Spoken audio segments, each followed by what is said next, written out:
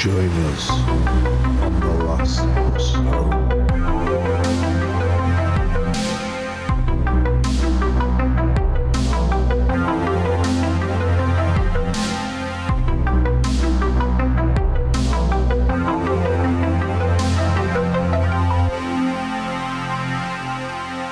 Basically, why humans don't have beaks and never will.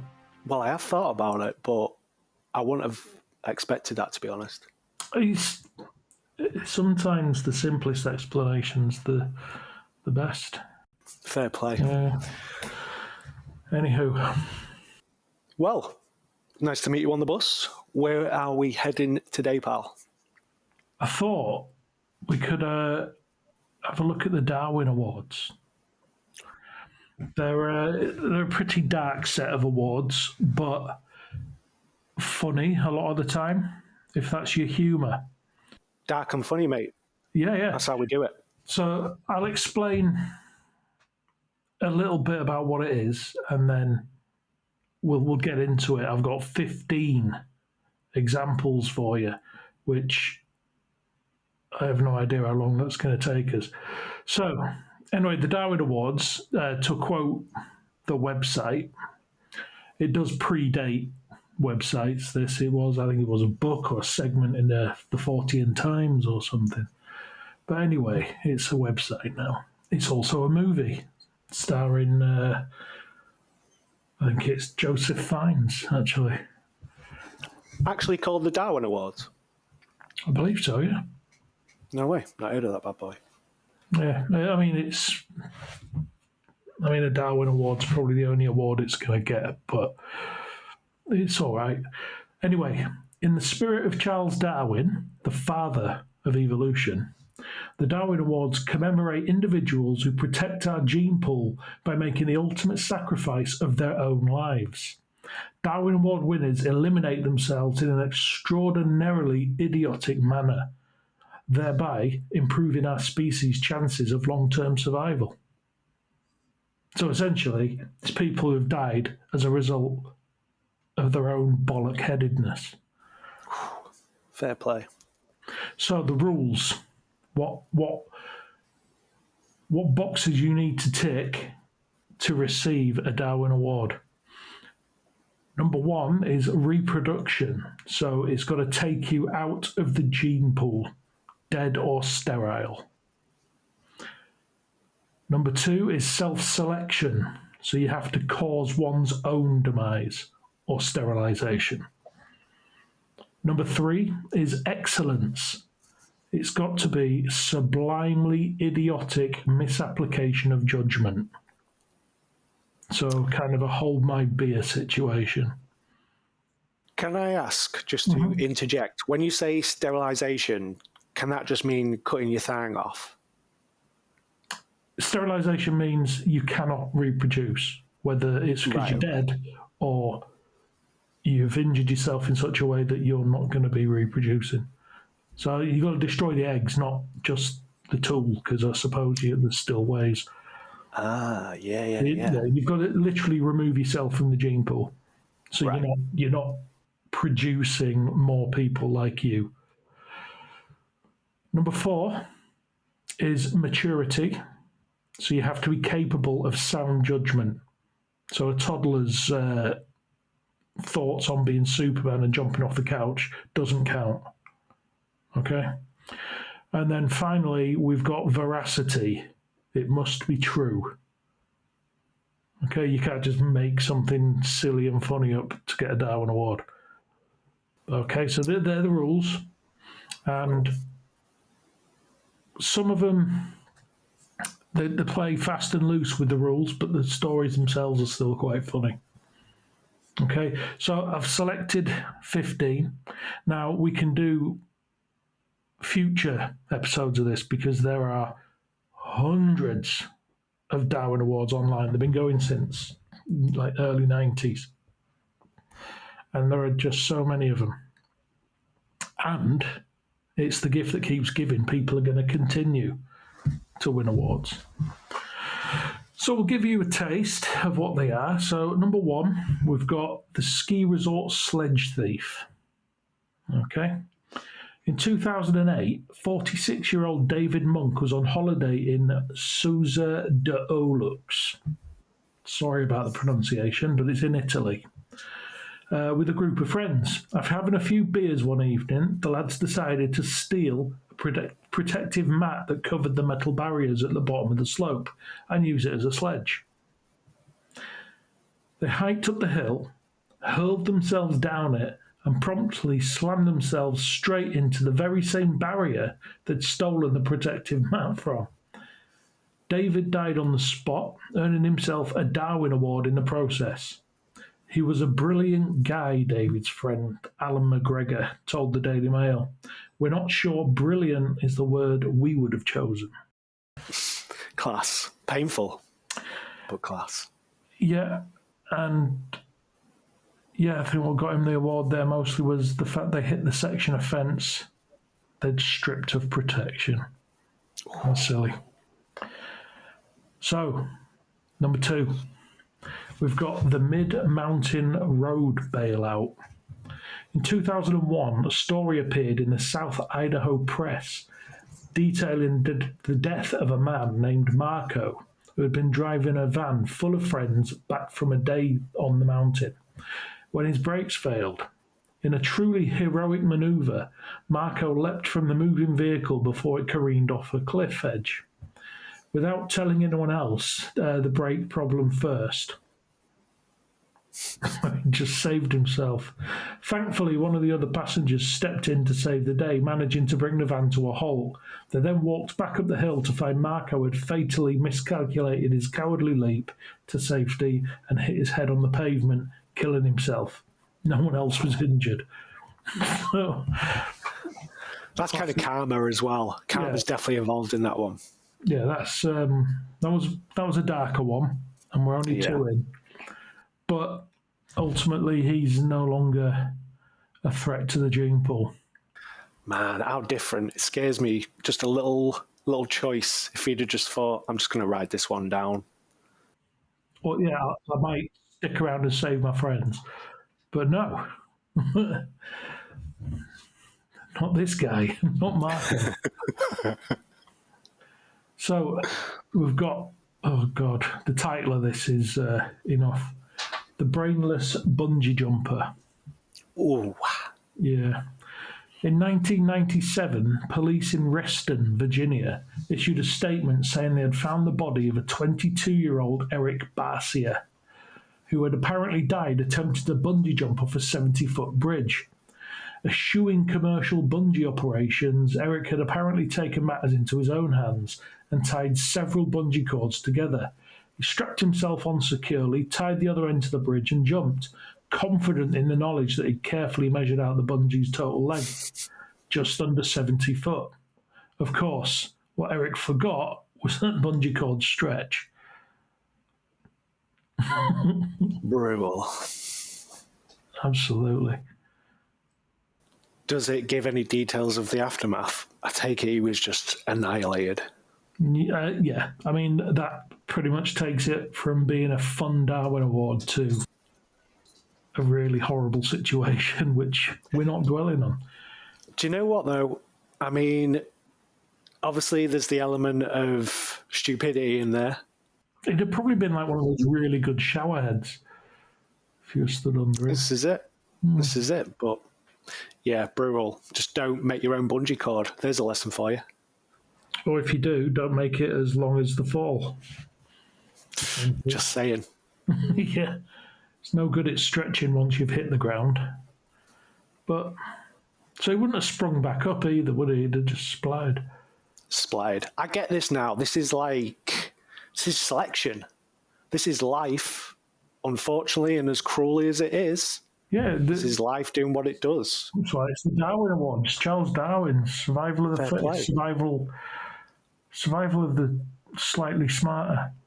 This is it, and you can't have these dudes walking around. If he hadn't have made his own That's it, we can't bungee have, cord. That's exactly the point. We can't have these people reproducing. Fair play, fair play. Oh, well, I don't feel so bad now. I know it's just nature. Can't argue with Mother Nature. It's, the brighter people survive. And that's what this is all about. She's a cruel mistress. She is. So, number 4, the luckless sledneck. Sounds like a cryptid. It does, doesn't it? Sounds like it should be in the lumberwoods. Maybe it is. But ordinarily, a man killed by an avalanche is suffering from a natural disaster and not eligible for a Darwin Award, says the awards website.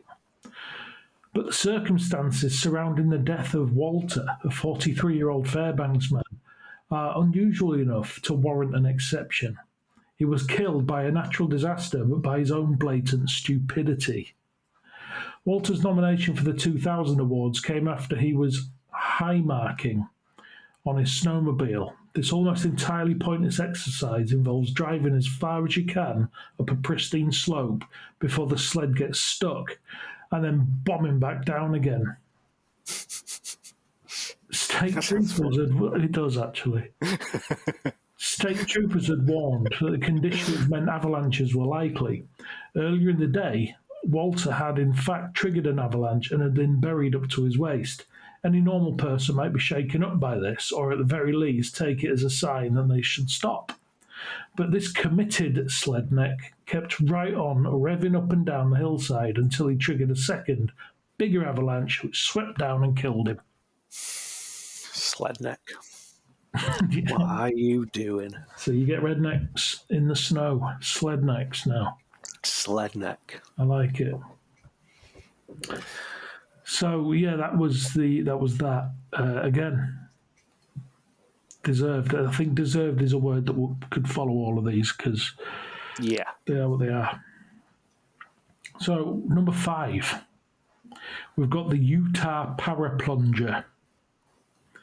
In 1999, a paraglider named Craig from Riverton in Utah decided he'd try out a new, soft way of landing and splash down in a canal.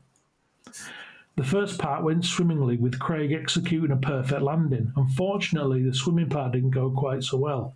Craig's parachute filled with water and dragged him downstream and drowned him. Right, that one.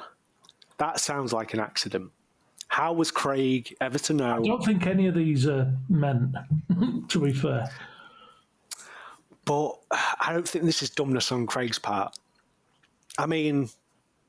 Well, yeah, we could do with more information around maybe he was unable to detach the parachute. Or did he think the parachute was going to be part of his finale? I don't know. This is it. We never will. No. What was you thinking, Craig? But as a precaution, he's out of the gene pool. So better safe than sorry. Yep. Can't argue with that. Mm-hmm. Oh dear, we've got another rough sounding one. The amateur cliff diver. Mm-hmm. I bet there's been a few of these. Oh, we've got another Craig. Craig, man, what are you doing? Craig the paraglider in 1999, same year. It can't be the same guy. You can't win 2 Darwin Awards. That's just not possible unless the first one sterilised him and the second one killed him. Who knows? But it was the year of the Craig, mate. Yeah. So Craig the paraglider in the 1999 Darwin Awards nominations was a 27-year-old who met his untimely demise at Scrinkle Haven in Wales. In an apparent attempt to impress a group of teenage boys, the man, whose name the Darwin Awards don't reveal, so it's just a John Doe situation, is Craig, dove off an 80-foot cliff into the water. If done properly, an 80-foot cliff dive shouldn't be fatal, but it appears the man had zero experience of high diving, and he was knocked unconscious by the water. And although the teenagers climbed down and fished him out, he was proclaimed dead on arrival at the hospital. Needless to say, the teenagers weren't impressed by the stunt. Or I would say, weren't impressed by the word rhyming with stunt. But yeah, I think I saw Mythbusters, and they were saying that anything over 75 feet, you're you hit the water and it's like hitting concrete because the molecules don't, because of the speed you move in, don't have time to disperse properly unless you're in a proper dive position to like arrow through the water. If you hit it with any kind of flat surface, like when you slap the water, it hurts. I always wondered about that, and I always thought if you were flying over the ocean and the plane was going down, would that be the better outcome, even if you was really high up? So if you jumped out the plane and basically dive bombed, kept your legs together, you might have a chance at survival. You might be still break your legs or maybe compress your spine. I think the best thing to do would be stay in the plane because the plane at least may be coming down at some kind of landing angle. True. And surf. Just go along the water like Tom Hanks did in the Hudson. Nice. Or it could go even worse and you could end up like Tom Hanks in Castaway. Even better. I suppose, having sex with a football. Okay, I won't go in there. I was maybe going to use the football and some vines and a bit of coconut husk to make Wi-Fi. Maybe that was the alternative version of Castaway I watched. Yeah, I think you might have watched a different one to me. Blast Away or something. Starring Tom Hanks. Yeah. So, okay. Enough of that smut, Lee. My mum's listening. Tom Hanks.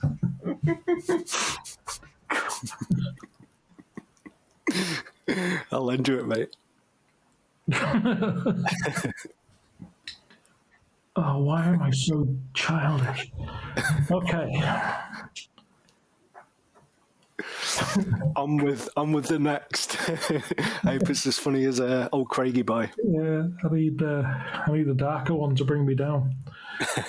Right, we've got number 7. The kite surfer who took flight.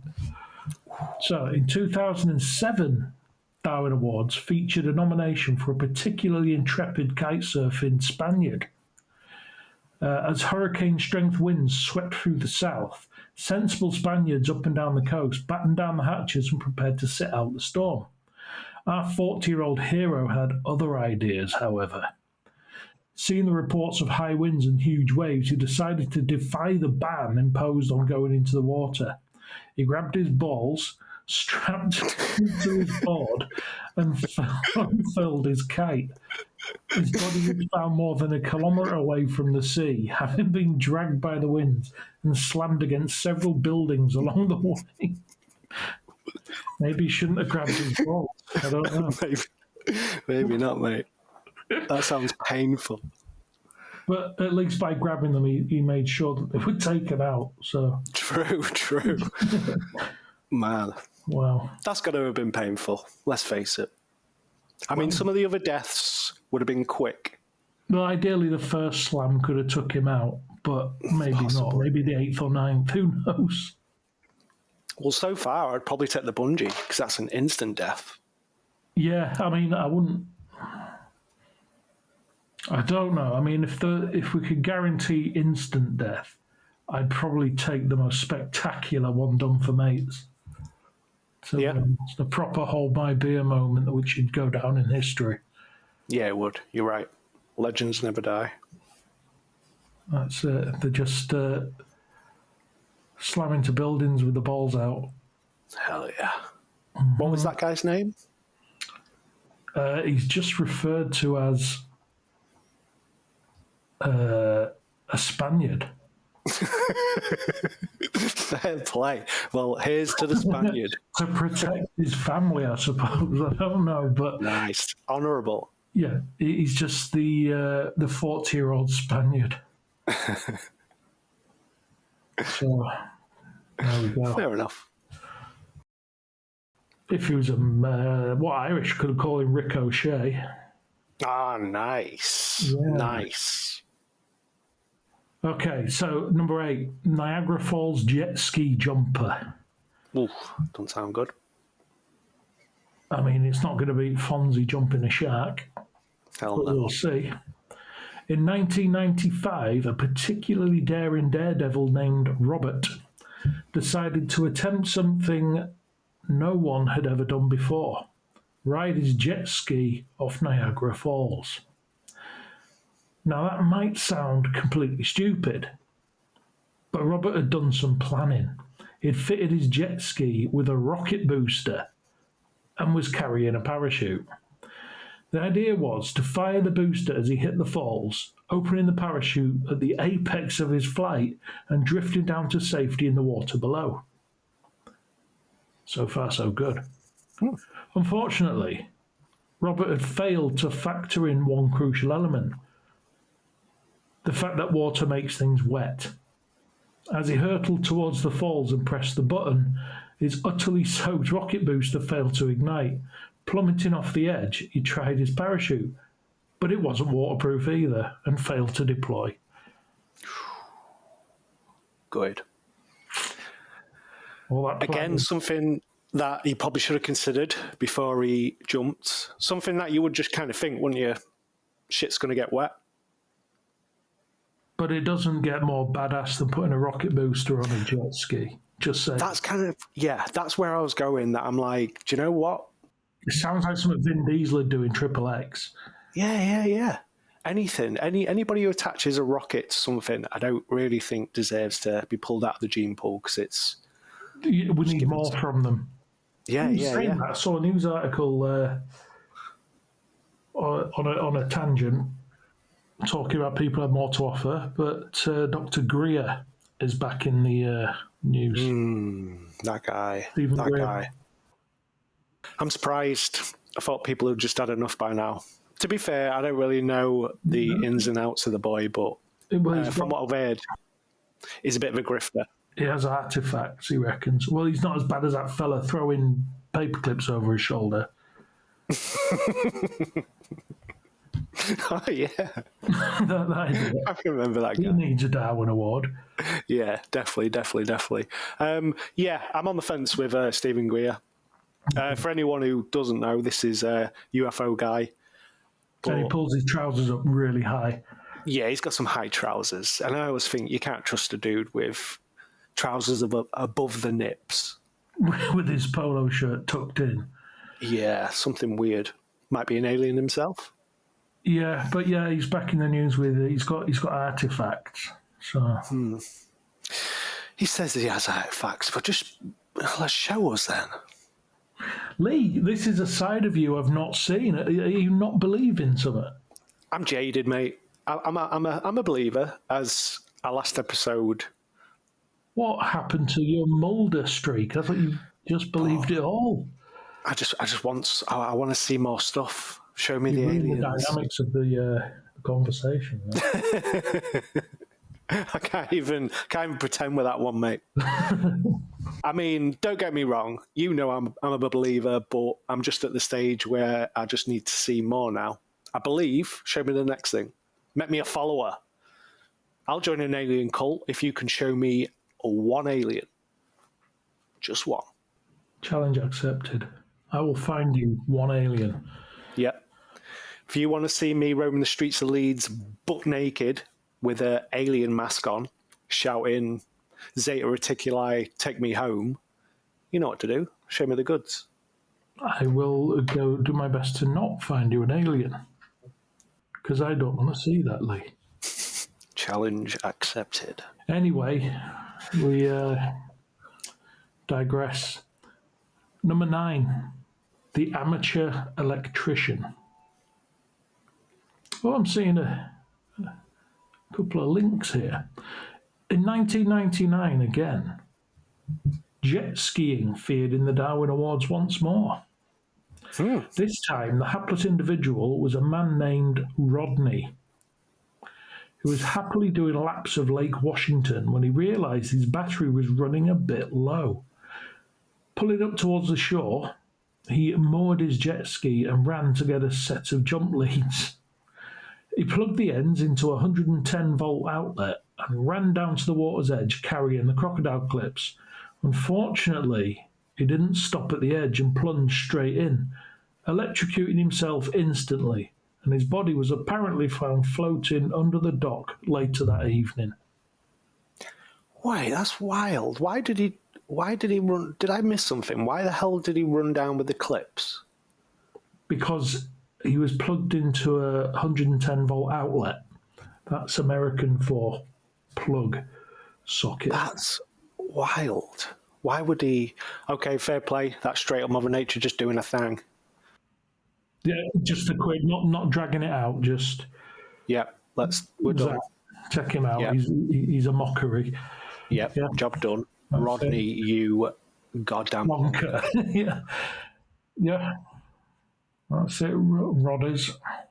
He shall not be missed. Not a lot. Okay, number 10. The pissed up parkour star. Oh, I'm thinking some snapped bones on this one. In 2002, a group of lads from Maidenhead, inspired by what they'd seen of Paris's parkour scene, decided to give free running a go. Things started well for Mark and his mates. They found a gap between two multi-storey car parks with a 40-foot drop below, and after taking a good long run up, Mark managed to clear it. Chuffed with his achievement, he headed to the pub with his mates. On their way home, they passed the car park again, and it was then that things started to go wrong. Full of the Dutch courage that comes from a couple of pints, Mark threw himself at the gap again, but lost his balance at the far side and fell 40 foot onto solid concrete. No amount of alcohol could have cushioned that blow. That's grim. I watch a lot of parkour shit, and I love the parkour gone wrong compilations because they're just brutal. They're horrible. Yep. Something about bone snapping, it's just goes through you. I'm sure most of us have felt it, and we know what it feels like, and it's just grim. Yeah. But if Mother Nature believes that he shouldn't have been around, who are we to argue? Take him out by parkour. What a way to go. She's very rarely wrong. Yeah, he died doing what he loved. Old Mother Nature, old Gaia. Hey, in fact, that's a positive spin. All these dudes up to now have pretty much died doing what they loved. True. Kind of. A bit. And this is all assuming they haven't already reproduced. I mean, we've had some guys in their 40s. This is it. You telling me Sledneck hadn't had any kids before when he's high on that moonshine? Nope. That he knows of. That he knows of. Yeah, there's probably a ton of little sled neck. This is it. We might get shit off his kids. What you talking about my daddy for? He's a Sledneck. Well, if they've come from his pouch, I feel safe in the knowledge that they will not make it from wherever they are over the Atlantic to England, to Yorkshire, without hurting themselves. Yorkshire, that's true. Try it, boys. See how far you get. Yeah. If they are true sled necks, they're not going to get far. That's a goddamn challenge. That's a diss from the boys on the bus. Yeah, we've put that out there. So, number 11, we've got good guy with a gun defends our species. Okay, so on the 27th of November, 2018, Arizona. The Buckeye Police Department reports that a man accidentally shot his own sausage while shopping in the meat aisle at Walmart. Arizona law does not require a permit, nor a holster for that matter, to carry a firearm. So our hero felt free to carry his piece commando style, unholstered beneath his waistband. When the unholstered gun drifted down into his jeans, he reached in and pulled the trigger while repositioning his weapon. This loose cannon's low-hanging fruit didn't have a chance. Firearms supporters can add this event to the arsenal of ammunition against gun control. Guns really do make a difference. Darwin Award? Odds are our gun nut, pun intended, shredded his ability to breed and wins the Uncommon Living Darwin Award. Still alive, but unable to reproduce. Otherwise, this reward is an honourable mention. Better luck next time. We await further information. Imagine that. Imagine as soon as you said that, I pictured just when I put my hand into my pocket and all the shit in there, there's like change that I never use. Do you know what I mean? There's like all sorts. Imagine just having a gun rattling around in there and you're like, yep, need to find my keys. Oh, trigger. Yeah, bang. Yeah. What a div. And that would have been painful. Yeah, that would have been painful. Yeah, I mean, I think a bullet to the chorizo isn't ideal. But you can still live, as is proven. You can live without your balls, so all is well. True. Okay, now we've got number 12, the Booze Cruise Loser. I like this because, I don't know, people on cruises can be rather annoying. Yes. So, I said that like I've been on a cruise. Me too. Yeah. I've never stepped foot on a cruise. But if it's anything like a bus ride, yeah, get it. Hell yeah. National Express. Sat next to some old woman offering you sweets while you're hungover. No thanks. I'm taste of experience there, Lee. Yeah, horrible. Nothing like a cola bottle with lint on it. Good grief. When you're wanting to retch anyway from all the alcohol in your system. The worst. Anyway. Moving on. So, the 8th of September 2018, Massachusetts. An evening booze cruise in Boston Harbor led to the death of a 21-year-old man who was performing handstands on the railing of the ferry. Ordered to stand down from the rail by crew, acrobatic Aaron DeBella sneaked back up as soon as the crew turned their backs. He was performing a maneuver described as a type of vertical push-up when his hands faltered and he toppled overboard into the Boston Harbor. Perhaps he couldn't swim. The crew snapped into action, focused the spotlight on Aaron, tossed him a life preserver, leapt into the harbour, and swam to within 5 feet of the booze cruiser. But sadly, he sank before they could snag him. Coast Guard spokesperson Nicole Grohl said, "We launched all our assets upon receiving the report of a person overboard, but to little avail. His body was found by divers 3 hours later. Young men feel immortal. They show off their physical prowess with rousing confidence. Unfortunately, the human mortality is all too real. May this be a caution to others to rein in the confidence that leads to catastrophe." I don't even know if that's a word. It better be. That's a badass word. Yeah, let me have a look, because that might have to use that in the future. It's got a red leafy line. I like how it sounds, like how it rolls off the tongue. You, sir, are heading for a catastrophe. Yeah, I don't know, but in fact, no, I'm just going to use it as a threat anyway. I can't find out, but I'm going to use it as a threat either way. Hell yeah. I'm going to threaten people with catastrophes. Hell yeah. As often as possible. So there's a joke here about sperm and swimmers, but I can't find it. R.I.P. Aaron DeBella. Do you know what? I'm glad everything that happened in that story happened, because if there's one thing I can't stand, it's to show off, and also a dude trying to impress people by doing push-ups.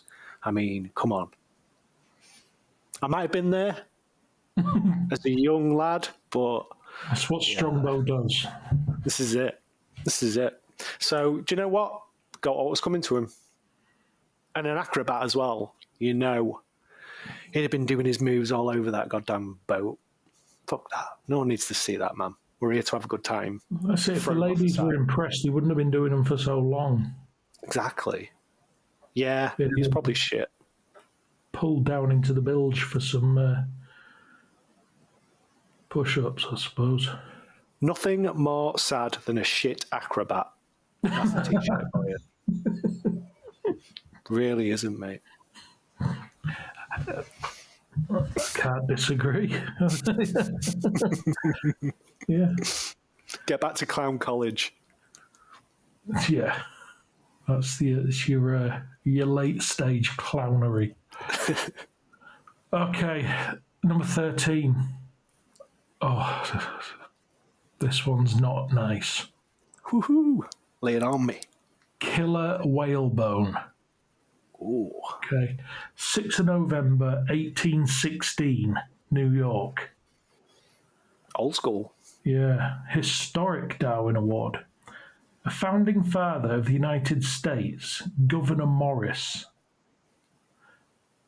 And that seems to be spelled in a very French way, Gouverneur Morris. So I don't know if that's a name or if it's a title. But Mr. Morris was a signatory to the Articles of Confederation and the United States Constitution. He wrote the preamble to the Constitution and has been called the penman of the Constitution. This intelligent, influential man died in New York from an infection caused by shoving a whalebone into his urethra to clear a blockage. Likely story. That's all there is. Now, if you'd have said a chicken bone or something, yeah. But I've seen those whalebones in Whitby and Rothwell, and they're not going down anybody's urethra. Build a goddamn arch out of them. How are you getting that up your ass? So exactly, your Jackie ain't gonna take it. So this guy was intending to use a whalebone essentially as a toothpick to remove something from his ass. No, his urethra, not his anus. Sorry. That's his pee hole. Urethra. Even worse. Yeah, that's his pee hole, mate. I had you don't a-hole. put anything in there. You don't even put a Q-tip in there. Nothing goes in the urethra except those little fish. The logistics of it are insane. That's it. If you want to remove a blockage, because usually the blockage is, I'm guessing, stones, which aren't they in the bladder? That's why my head just completely disregarded urethra and I went to arse, because that's insane. It's a pee hole. Yeah. Wild. That was good. I like that one. When they say whalebone, I mean, must be a right little whalebone. Even the tiniest of whales, the littlest of bones within that tiny whale, still would not fit up that little petite winking eye. Yeah, not cool. Not bueno. That No. one. No. Yeah, anyway. Moving on. Number 14. Karmic Valentine Schadenfreude. What a name. Schadenfreude being one of the best things Germany gave us. It's a great word. They have many cool words. And for those who don't know what Schadenfreude is, it's taking pleasure in other people's misfortune. Hell yeah. I think that also involves laughing at slapstick. Watching I'd say so. YouTube fails and laughing. If it is that simple, then I am Schadenfreude. Or when an old Personified. deer decks it on the bus. It's not nice to laugh, but sometimes you just can't help it. When it just breaks a bit too suddenly. Exactly. Okay. Or just watching anyone step off an escalator. It's good. This is it. But yeah, okay, so yeah, Karmic Valentine Schadenfreude, 14th of February 2018, Berlin. A 19-year-old and his soon-to-be ex were walking along the beautiful Havel River, quarrelling. Unable to win his conversational point, the frustrated man suddenly shoved the woman into the icy river, jumping in to push her under again and again. But she could swim. He could not. She swam to the safety of land and quickly recovered from hypothermia. He sank and lost consciousness in the 2-degree waters, forever forgetting the quarrel, and was pulled out of the water by police and transported to Charité Virchow Clinic in Berlin. The attacker fell into a carceral coma, and an arrest warrant was issued against him for attempted homicide for low motives. In German, that's versuchten Heimtückemordes aus niederen Beweggründen. An absolutely butchered pronunciation. I'm sorry for our listener in Germany for that. If you want to give us a shout and correct us, I'd be more than happy about that. The crime was committed on December the 19th, and the perpetrator died on February the 14th. An ironic date indeed, from irreversible brain damage. Usually no Darwin Award is granted when an innocent bystander is injured. In this case, we make a rare exception, because the woman fully recovered and is perforce better off without this madman, while the diabolical and drowned deed-doer was Darwinian dumb. Yeah, I'm down with that one. He had what was coming to him. Yeah. If it had just ended at pushing her in the water, then that'd just have been a story of a knob. But he jumped in and tried to drown her some more, which, I don't know, he remains a knob, I suppose. You ever heard people say drowning is probably the least painful death, but then I've heard other people say it's the worst because you're just gasping? Yeah, I've gone too deep sometimes, and I've not. I've panicked a little coming back to the surface, or even if I've just held my breath too long. Yeah, Not cool. no. And I don't think it is painless, to be fair. I think your lungs burn. And I've taken water in through my nose. That's not cool either. It's not cool. So, and I've had burger come out of my nose. And that's not cool either. So, no. But what they do say is that you peak when you drown. What do you mean, peak?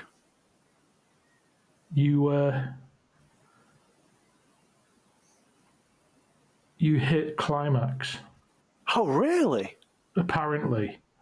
Orgasmic. I haven't hit that level of drowning, but that's what they say. Just before you die, you're supposed to... I heard the same thing about the moment of impact from a bungee cord. You just let it all go. Let it all go. or that moment that you shoot your ghoulies off. This is it. Maybe that's just part of death, like the releasing of DMT. You just have that one last shot. That last-ditch attempt at reproduction. This is it. I won't put it past old Mother Nature. She's a go-getter.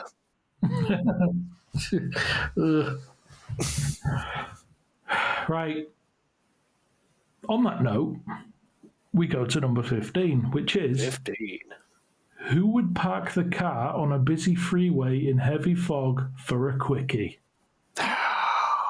Horny buggers. That's the whole picture. A young couple driving along Via Dutra, the largest freeway in Brazil, with tons of heavy traffic, at 6 a.m. under heavy fog.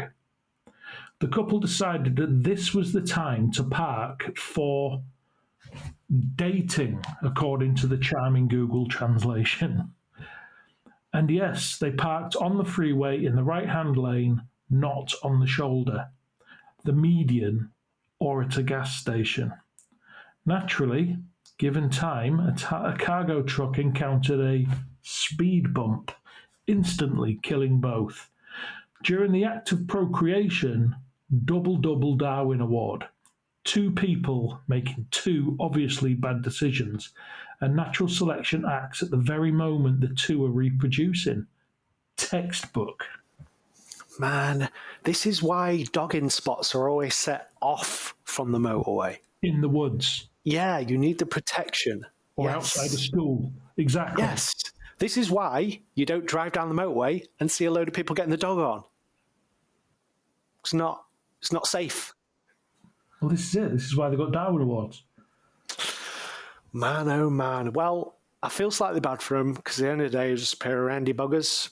But what are you going to do? When the moment hits, find a dogging spot. There's plenty of them about in England.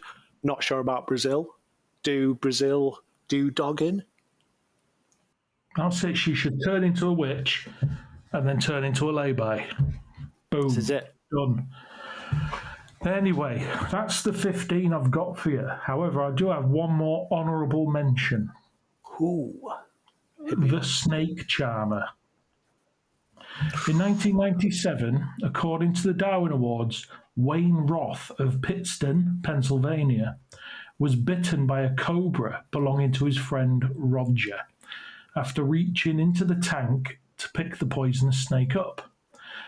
I don't need to go to hospital, Wayne apparently told Roger. I'm a man. I can handle it. Instead, on Wayne's suggestion, the pair headed to the pub, where he proved what a man he was by sinking several pints boasting about his bite and promptly dying about an hour later. Cobra venom is, it seems, a slow-acting toxin which takes several hours to attack the central nervous system. What a guy. So I'm taking that led to total organ failure, as I believe those bites kind of do. Yeah, they just rot you from the inside. Yep, indeed. Well, do you know I think what? that's just an honourable mention and not an actual award because the snake killed him. It was his stupidity, but it was the snake doing the snake stuff. This is it. This is it. I mean, I've always got respect for a snake charmer. If you can make a snake dance, fair play to you. Put Well, yourself apparently in a there's a line of lady in danger. Brazil who can do that when you're driving. Fair enough. Yeah, I got respect for that. So that brings us to the end of the, I hope, the first in a few Darwin Awards segments. I enjoyed them. Now I've seen the layout, I think I can bring some to the table. There's plenty of silly humans out there doing stupid shit. That Oh, it's the gift that keeps on giving. This is it. Committing our own Schadenfreude, laughing at all these mugs. Yes, maybe maybe a live drunk cast, maybe the last. Oof, The imagine that. last bus home. Whew. Yeah. Nothing makes being pissed up better than laughing at some tragic deaths. Yep. And this is my stop, so I'll be seeing you. Ding ding, bro. Catch you on the next one. Bye-bye.